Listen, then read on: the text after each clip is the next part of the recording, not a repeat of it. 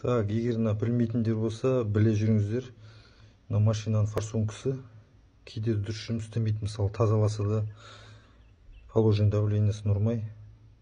Сол кезде кейбіреу біле бермейді, мынандай сеткасы болады, мынандай бітеліп қалады сол.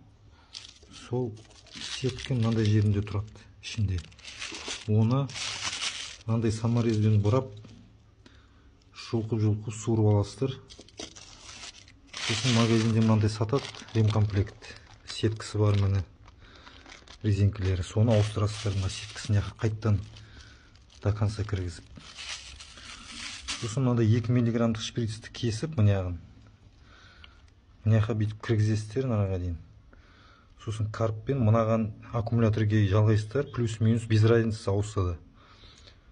Сөйтіп өшіріп қосып отырып, карпты басып отырасыздар, тазалайсыздар, пока нормально шашпайынша. Болды, сосын мына жерге сеткасын қайттан қағып, жинап тастайсыздар, сол кезде нормально істейді.